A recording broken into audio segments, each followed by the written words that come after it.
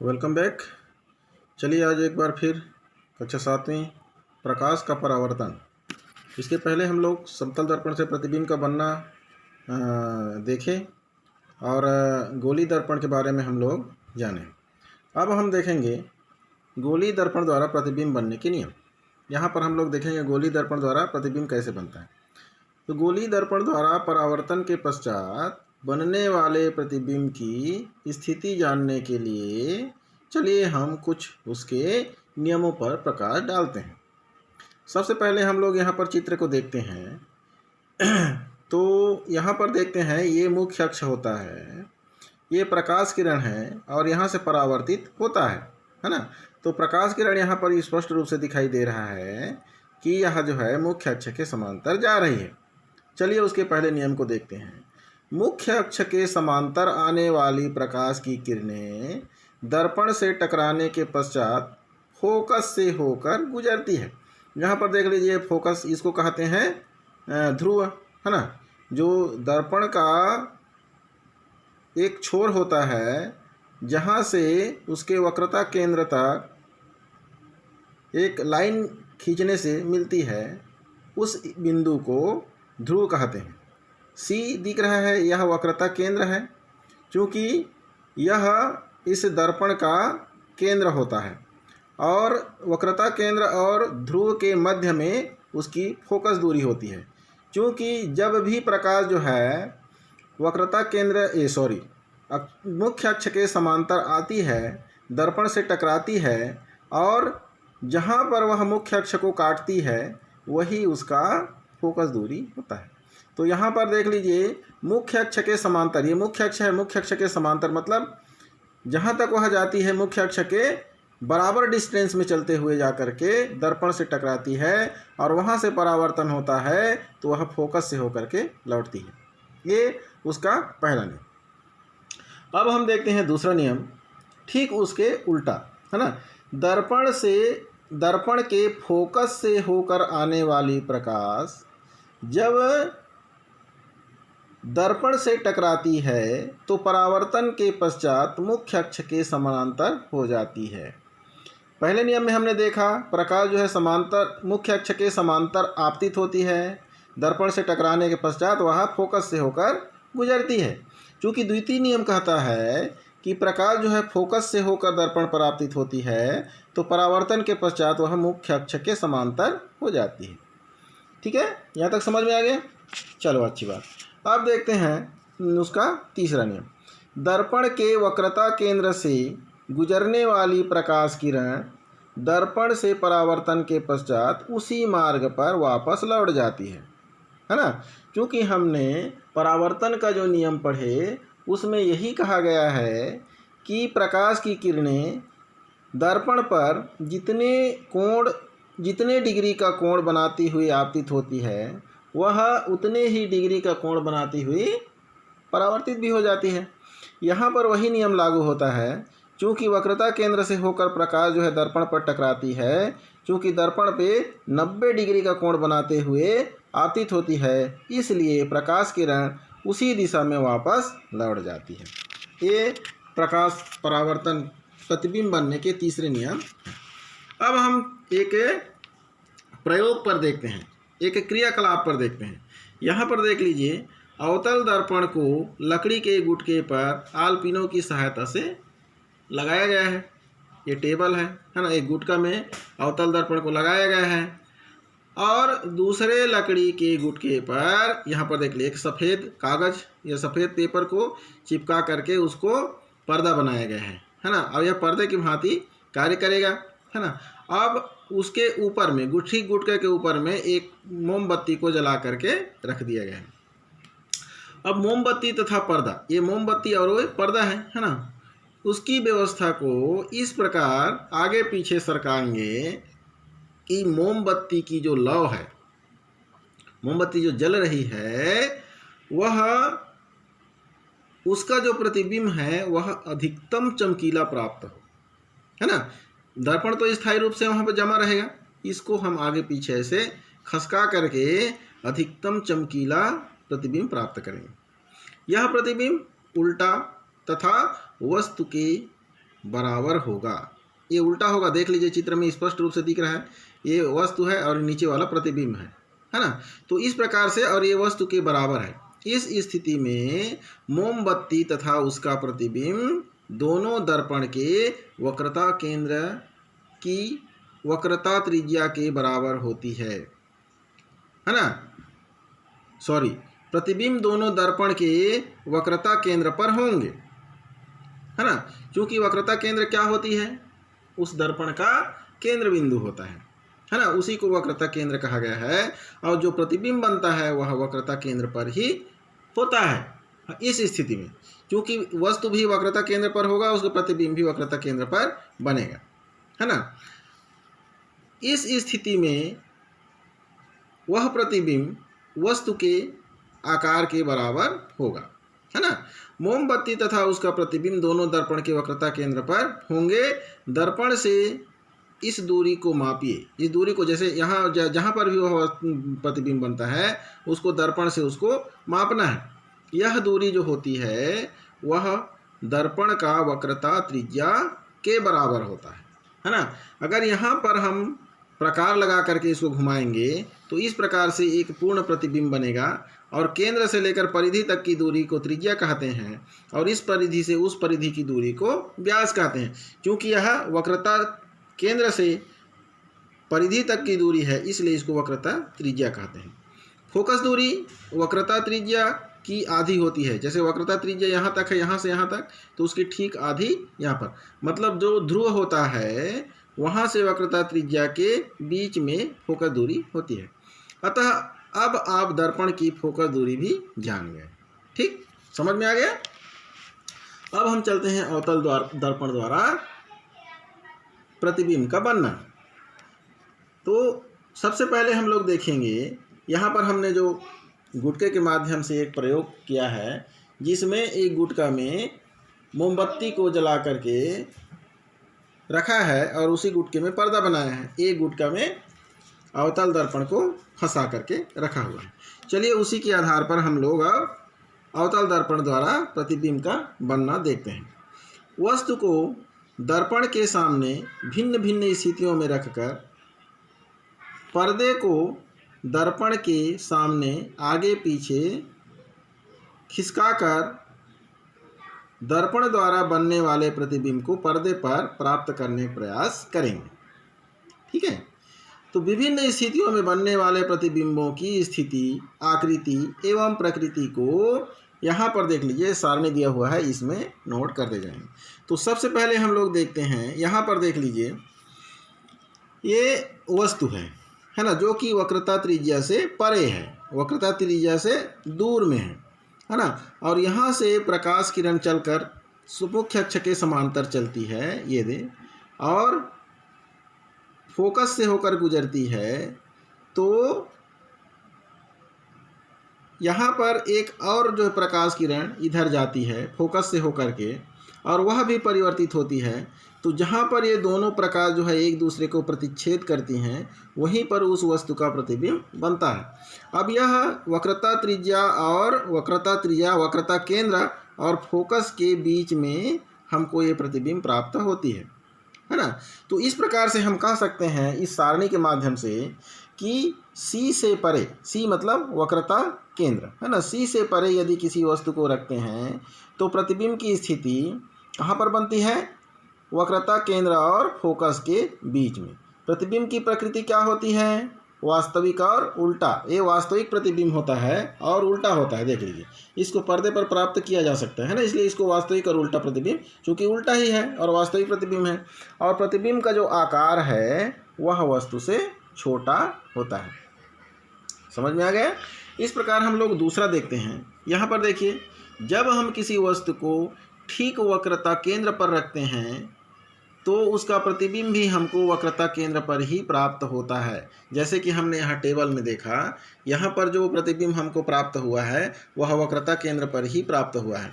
तो इस प्रकार से इसमें वक्रता केंद्र पर जिस वस्तु को रखते हैं उसका प्रतिबिंब ही हमको वक्रता केंद्र पर प्राप्त होती है और उसका आकार वस्तु के बराबर होता है। यह उल्टा और वास्तविक प्रतिबिंब प्राप्त होता है। ठीक है। अब हम लोग आगे चलते हैं। तीसरे प्रतिबिंब बनने पर अगर हम वस्तु को वक्रता केंद्र और फोकस के बीच रखते हैं, है ना, तो सेम पहली स्थिति की उल्टा, पहला जो नियम हम पढ़े कि अगर हम वक्रता केंद्र से परे किसी वस्तु को रखते हैं तो उसकी प्रतिबिंब हमको वक्रता केंद्र और फोकस के बीच में प्राप्त होती है। तो यहाँ पर ठीक उसका उल्टा, वक्रता केंद्र और फोकस के बीच में किसी वस्तु को रखते हैं तो उसका प्रतिबिंब हमको वक्रता केंद्र से परे प्राप्त होता है ना। यह वस्तु से बड़ा प्रतिबिंब प्राप्त होता है, वास्तविक और उल्टा प्रतिबिंब होता है। तो यहाँ पर हम लिखेंगे C तथा F के बीच, वक्रता केंद्र तथा फोकस के बीच किसी वस्तु को रखते हैं तो प्रतिबिंब की स्थिति होती है वह वक्रता केंद्र और फोकस के बीच होती है, वक्रता केंद्र से परे होती है ना। जब हम वक्रता केंद्र और फोकस के बीच किसी वस्तु को रखते हैं तो उसका प्रतिबिंब हमको वक्रता केंद्र से परे या तो उससे दूर प्राप्त होता है।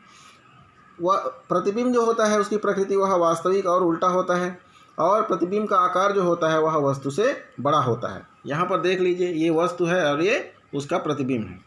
अब अगला जो प्रतिबिंब है उसको देखते हैं, है ना। जब हम वस्तु को फोकस और ध्रुव के बीच में रखते हैं, है ना, फोकस के होता है मुख्य फोकस और ध्रुव के बीच में रखते हैं, तब उसका जो प्रतिबिंब होता है वह दर्पण के पीछे बनता है ना, दर्पण के पीछे बनता है। देखिए यहाँ पर तो सामने में, जैसे मान लीजिए यहाँ से प्रकाश जो है जाकर के दर्पण में टकराती है और परावर्तित होने वाली किरण जो है एक दूसरे को कहीं पर प्रतिच्छेद नहीं करती।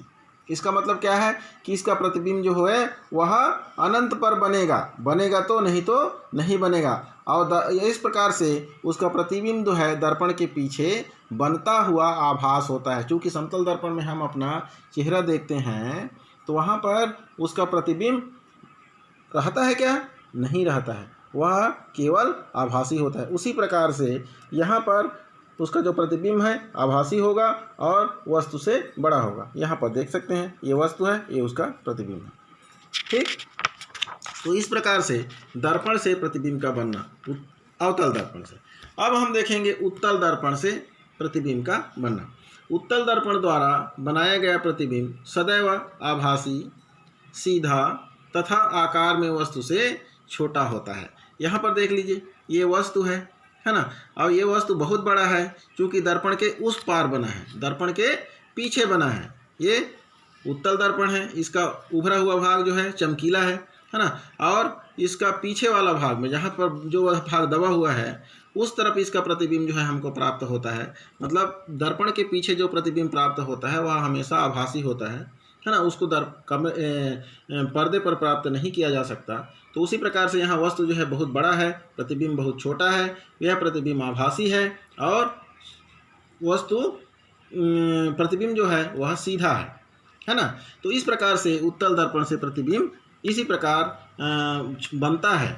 ठीक है, अब हम देखेंगे गोलीय दर्पण के उपयोग। उत्तल दर्पण वस्तु का छोटा प्रतिबिंब बनाता है ना। ये देख लीजिए यहाँ पर ये बहुत बड़ा वस्तु है लेकिन उसका प्रतिबिंब बहुत छोटा बना है ना। इसीलिए इसके द्वारा बड़ा क्षेत्र को आसानी से देखा जा सकता है ना, बड़ा क्षेत्र को भी आसानी से देखा जा सकता है। इसका उपयोग वाहनों में ड्राइवरों द्वारा पीछे की वाहनों को देखने के लिए किया जाता है। आप लोग देखे होंगे मोटरसाइकिल में जो दर्पण लगा रहता है वह उत्तल दर्पण होता है। ट्रक में, ट्रैक्टर में, है ना, और बसों में जो दर्पण होता है पीछे की साइड को देखने के लिए वह उत्तल दर्पण होता है। जबकि अवतल दर्पण का उपयोग टार्च, सर्च लाइट आदि में प्रकाश दूर तक फैलाने के, क्योंकि यह जो दर्पण होता है प्रकाश को फैलाने का काम करता है, इसलिए इसका उपयोग टार्च वगैरह में किया जाता है। दंत विशेषज्ञ इसका प्रयोग दांतों का बड़ा प्रतिबिंब प्राप्त कर रोग की जानकारी प्राप्त करने के लिए करते हैं। देखो है ना, जो घड़ी साज होते हैं वो लोग भी इसका प्रयोग करते हैं। अब देखते हैं लेंसों द्वारा बने प्रतिबिंब। लेंस, हैंड लेंस है ना, जो लेंस होता है उसमें फ्रेम जड़ देने से वह हैंड लेंस बन जाता है। यह बहुत छोटे प्रिंट को बड़े पढ़ने के लिए उपयोग में लाया जाता है। इसका उपयोग चींटी, कॉकरोच आदि के भागों को देखने के लिए भी किया जाता है। ये जैसे हैंड लेंस है ना। लेंसों का उपयोग चश्मा में है ना, दूरबीन बनाने में, सूक्ष्मदर्शी बनाने में किया जाता है। है ना। ये दो पृष्ठों से घिरे हुए पारदर्शी माध्यम को लेंस कहते हैं। दो पृष्ठ है ना, दो पृष्ठ जो होता है, जैसे मान लीजिए है ना, एक पृष्ठ ये हो गया और एक पृष्ठ ये हो गया, और ये दोनों जो है आपस में घिरे हुए हैं। तो इस प्रकार से ये लेंस यहाँ पर देख लीजिए, ये उत्तल लेंस हो गया, ये इस प्रकार से ये भी है ना, ये अवतल लेंस हो गया। तो दो पृष्ठ से घिरे हुए पारदर्शी माध्यम को लेंस कहा जाता है। ऐसे लेंस जो किनारों की अपेक्षा बीच में मोटे होते हैं, बीच में मोटा है ना, इसको उत्तल लेंस कहेंगे। और जो किनारों में मोटा होता है, बीच में पतला होता है, उसको अवतल लेंस कहते हैं। लेंस पारदर्शी होते हैं, है ना, क्योंकि ये आर पार देखे जा सकते हैं। इनमें से प्रकाश गुजर सकता है, प्रकाश जो है पार हो जाती है ना। सामान्यतः उत्तल लेंस उस पर पड़ने वाले प्रकाश की किरणों को अंदर की ओर मोड़ देता है। ये अंदर की ओर मोड़ता है ना। जैसे मान लीजिए प्रकाश यहाँ से आएगा, ये देखिए ये ऐसे आया है प्रकाश, ये इसको अंदर की ओर मोड़ दिया है ना। और अवतल लेंस जो होता है वो प्रकाश को फैला देता है। ये देख लीजिए, यहाँ प्रकाश आया, यहाँ से प्रकाश आया, उसके बाद इसको ऐसे फैला दिया है ना। तो अवतल लेंस का काम होता है प्रकाश को अपसारित करना, और उत्तल लेंस का काम होता है प्रकाश को अभिसारित करना, है ना। इसलिए इसको अभिसारी लेंस कहते हैं, इसको अपसारी लेंस कहते हैं। ठीक, समझ में आ गया। चलिए अब हम देखते हैं, दर्पण के लिए देखा है कि वस्तु की विभिन्न स्थितियों के लिए प्रतिबिंबों की प्रकृति तथा साइज बदलता है ना। बिल्कुल, उसमें हम लोग जहाँ एडजस्ट करेंगे उसी हिसाब से वह हमको दिखाई देगा। उसकी जो प्रकृति है वह बदलते रहता है। एक क्रियाकलाप के माध्यम से देखते हैं। एक उत्तल लेंस लेकर उसे मेज पर रखें, जैसे रख दिए हैं, ये उत्तल लेंस है, हमने उसको मेज पर रख दिया है ना। अब स्टैंड पर लगाइए। मेज पर एक जलती हुई मोमबत्ती को लेंस से 50 सेंटीमीटर की दूरी पर रखते हैं। यहाँ पर देख ले 50 सेंटीमीटर की दूरी पर रख दिए हैं।